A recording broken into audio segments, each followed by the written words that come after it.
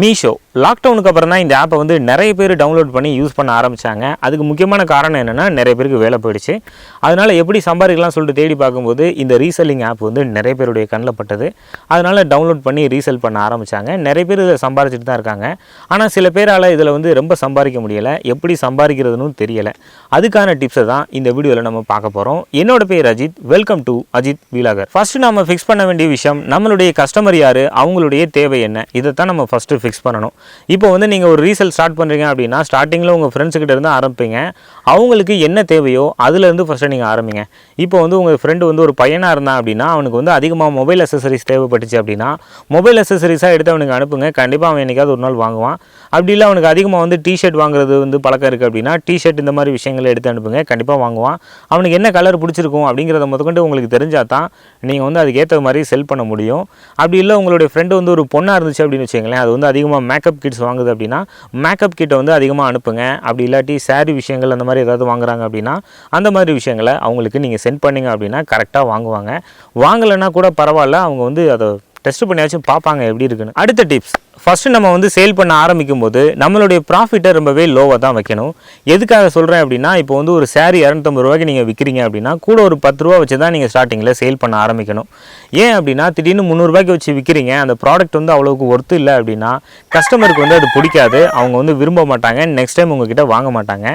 First நமக்கு தேவை வந்து ப்ராஃபிட் கிடையாது, கஸ்டமருடைய சாட்டிஸ்ஃபேக்ஷன் தான். அதனால் லோவாக வச்சு விற்றுட்டு கஸ்டமர் பேஸ் வந்து நிறைய ஏறினதுக்கப்புறம் அதுக்கப்புறம் நீங்கள் வந்து உங்களுடைய ப்ராஃபிட்டை கொஞ்சம் கொஞ்சமாக இன்க்ரீஸ் பண்ணி எடுத்துக்கோங்க. அடுத்து ஒரு முக்கியமான டிப்ஸ், இப்போ வந்து நீங்கள் ஒரு பொருளை சேல் பண்ணுறீங்க அப்படின்னா அதோடைய குவாலிட்டி எப்படி இருக்குன்னு சொல்லிட்டு தான் எல்லாருமே கேட்பாங்க. இப்போ ஒரு சாரியை வந்து விற்கிறீங்கன்னு வச்சுங்களேன், அந்த சாரியோட குவாலிட்டி எப்படி இருக்குன்னு மற்றவங்க கேட்பாங்க. அதுக்கு வந்து நம்ம கண்டிப்பாக பதில் சொல்லணும்.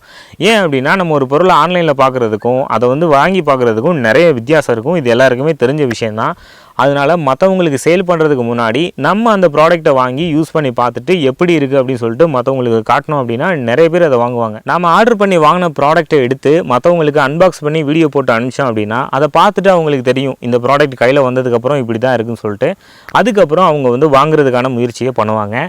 அப்படி இல்லை நீங்கள் வாங்கலை அப்படின்னா, உங்கள் ஃப்ரெண்டு யாராச்சும் உங்களுடைய ரெஃபரலில் வாங்கினாங்க அப்படின்னா அவங்களுடைய ப்ராடக்ட்டையும் நீங்கள் வந்து வீடியோ எடுத்துக்க மறந்துடாதீங்க. கண்டிப்பாக யாராச்சும் மாடல் கேட்டாங்கன்னா அதை கொடுத்து நம்ம காட்டி சேல் பண்ணலாம். உங்களால் வாங்கி காட்டுறதுக்கு வழி இல்லை அப்படின்னு வச்சுங்களேன், அதுக்கு ஒரு ஐடியா இருக்குது. இப்போ நீங்கள் வாங்குகிற ப்ராடக்ட்டை வந்து மீஷோவில் நிறைய பேர் வாங்கியிருப்பாங்க. வாங்கிட்டு அதில் வந்து கமெண்ட்டில் வந்து ரிவ்யூ போட்டிருப்பாங்க, அந்த ப்ராடக்ட் எப்படி இருக்குது அப்படின்னு சொல்லிட்டு.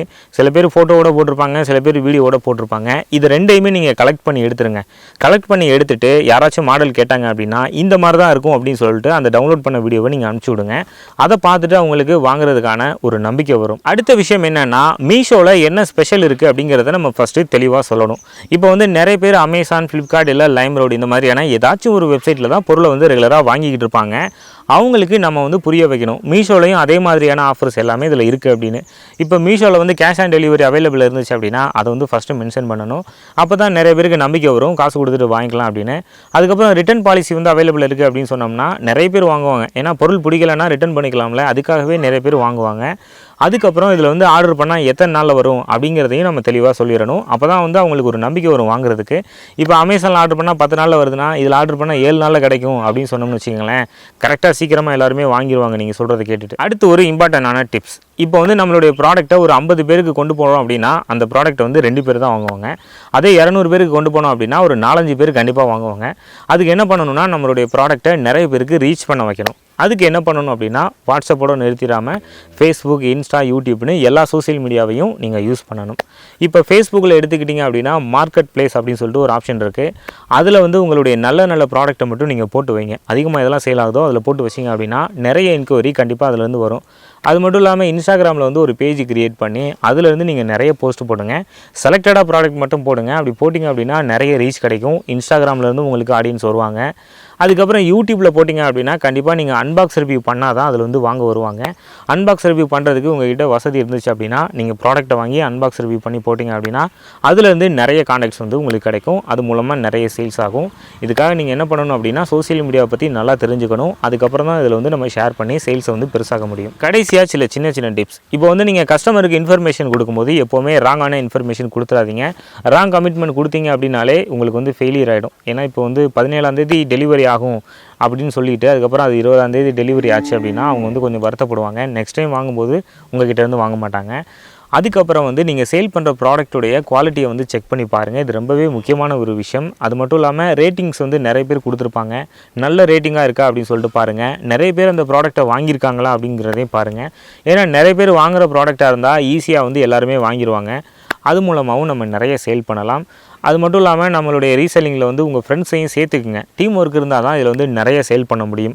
ஒருத்தராக இருந்தீங்க அப்படின்னா நிறைய கஸ்டமருக்கு ரீச் பண்ணுறது கஷ்டம். இதே உங்கள் ஃப்ரெண்டு ஒருத்தர் கூட இருந்தார் அப்படின்னா அவருடைய கான்டாக்ட்ஸ் நிறையா இருக்கும். அவர்கிட்ட இருந்தும் உங்களுக்கு கொஞ்சம் கஸ்டமர் கிடைக்கும். அதனால் டீம் ஒர்க்காக பண்ணிங்க அப்படின்னா நிறைய சேல் பண்ணலாம். நீங்கள் ஒரு மீஷோ ரீசெல்லராகவோ இல்லை வந்து வேறு ஏதாவது ஒரு வெப்சைட்டுடைய ரீசெல்லராகவோ இருந்தீங்க அப்படின்னா கண்டிப்பாக இந்த டிப்ஸ் எல்லாம் ஃபாலோ பண்ணுங்கள்.